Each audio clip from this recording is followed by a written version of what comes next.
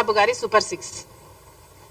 ఈ సూపర్ 6 లో భాగంగా చంద్రబాబు గారు కొన్ని వాగ్దానాలు ఇచ్చారు. వీటిల్లో స్కూల్కి వెళ్ళే ప్రతి బిడ్డకు 15,000 ఇస్తామని, ప్రతి రైతుకి 20,000 ఇస్తామని, ప్రతి మహిళకు 18,000 ఇస్తామని, ఇలాంటివి ఎన్నో చేశారు. అఫ్ కోర్స్ ఆయన అధికారం లేకొచ్చి 2 నెలలు మాత్రమే అయింది కాబట్టి ఇవన్నీ అమలు చేయాలి అని మేము కోరుతున్నాము. ఇంకా ప్రాబబ్లీ డిమాండ్ చేసే స్టేజ్కు రాలేదు ఇది. కానీ గత ప్రభుత్వం అమ్మఒడిని జూన్ జూలై ప్రాంతంలో ఇచ్చేవాళ్ళు. వాళ్ళు ఇచ్చిన అమ్మఒడిని వాళ్ళు తల్లికి ఎంతమంది బిడ్డలున్నా 15,000 ఇచ్చేవాళ్ళు. కానీ చంద్రబాబు గారు ఎంతమంది బిడ్డలుంటే అంతమందికి 15,000 ఇస్తామని చెప్పారు. మరి ఇప్పటి వరకు చంద్రబాబు గారు ఈ పథకం మీద ఏ క్లారిటీ ఇవ్వలేదు. లోకేష్ గారు అయితే ఈ పథకం ఈ సంవత్సరం జరగకపోవచ్చు అని కూడా మాట్లాడుతున్నారు. కాబట్టి ఏ మాత్రం అవకాశం ఉన్నా ఈ పథకాన్ని వెంటనే అమలు చేయాలి అని డిమాండ్ చేస్తున్నాం. ఎందుకంటే మీరు చెప్తున్న సాకు ఇప్పుడు డేటా లేదు, మీ దగ్గర ఇన్ఫర్మేషన్ లేదు అని చెప్తున్నారు. కానీ గత ప్రభుత్వం డేటా అయినా ఉండాలి కదా. గత ప్రభుత్వం పథకం మీరు ఫాలో అవుతున్నప్పుడు కనీసం ఆ మేరకైనా మీరు ఇవ్వాలి కదా. అంటే 1 చైల్డ్ పర్ ఫ్యామిలీకి 1 చైల్డ్ అయినా ఆ డేటా అయినా మీ దగ్గర ఉంటుంది కదా. Why not start with them? మళ్ళీ కొసరు ఏదన్నా ఉంటే మళ్ళీ మీరు యాడ్ ఆన్ చేసుకోవచ్చు.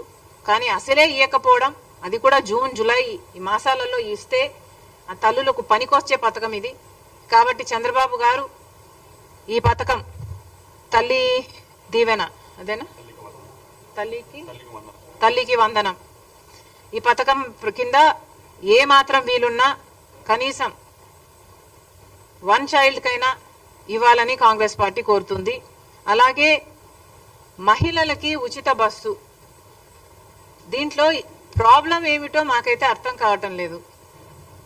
సూపర్ 6 లో భాగంగా మీరు మహిళలకి బస్సులో ప్రయాణం ఉచితం అని మీరు చెప్పారు. మరి దీంట్లో విధి విధానాలు ఏముంటాయి? మహిళలు అన్నాక మహిళలే కదా.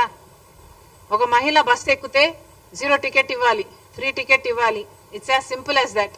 తెలంగాణ ప్రభుత్వము అధికారంలోకి వచ్చిన వెంటనే ఈ పథకాన్ని అమలు చేయగలిగినప్పుడు మీరు అధికారంలోకి వచ్చిన వెంటనే ఇదే పథకాన్ని, మహిళలకు ఫ్రీ టికెట్ ఇచ్చే పథకాన్ని ఎందుకు అమలు చేయలేకపోతున్నారో మాకు అర్థం కావటం లేదు. కనీసం ఇంత చిన్న పథకాన్ని కూడా అమలు చేసే ధైర్యం మీరు కనపరచకపోతే ఇది ఎలా అర్థం చేసుకోవాలో కూడా ప్రజలకు అర్థం కావటం లేదు.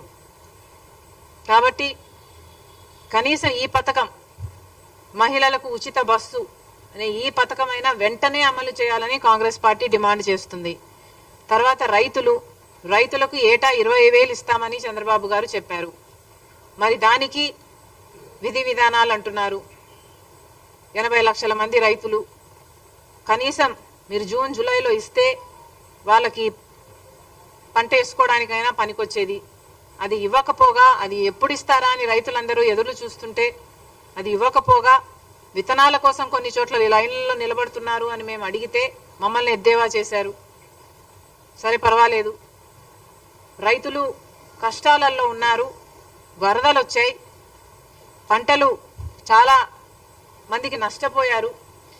దాదాపు 2 లక్షల ఎకరాలలో నష్టం జరిగింది. కనీసం రైతు 15,000 రూపాయలైనా ఎకరాకు ఖర్చు పెట్టుకున్నాడు.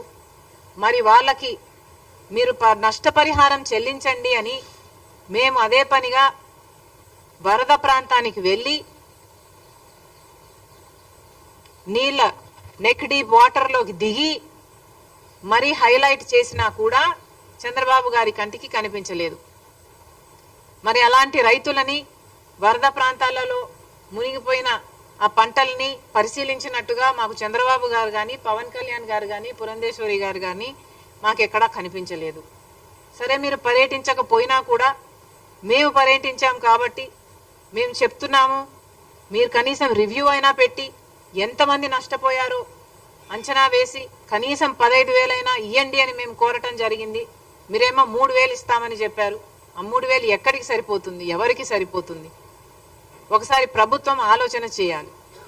ఏది అడిగినా ఈ మధ్య చంద్రబాబు గారు మాటకు ముందే డబ్బులు లేవు, గత ప్రభుత్వం అప్పులు చేసి వెళ్ళింది అంటున్నారు.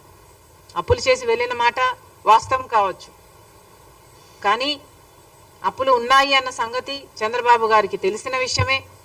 తెలిసే కూటమితో జత కట్టారు కాబట్టి ఈరోజు ప్రజలు ఆశలు పెట్టుకున్నారు.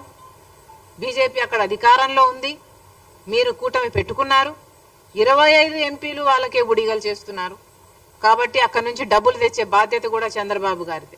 ఇలా ప్రతిదానికి డబ్బులు లేవు అనకుండా చంద్రబాబు గారు ఏం చేస్తారో, ఎలా చేస్తారో ఏదో ఒకటి చెయ్యాలి. అన్ని పథకాలకు డబ్బులు తీసుకురావాలని కాంగ్రెస్ పార్టీ డిమాండ్ చేస్తుంది. మీరేమైనా మాట్లాడతారా?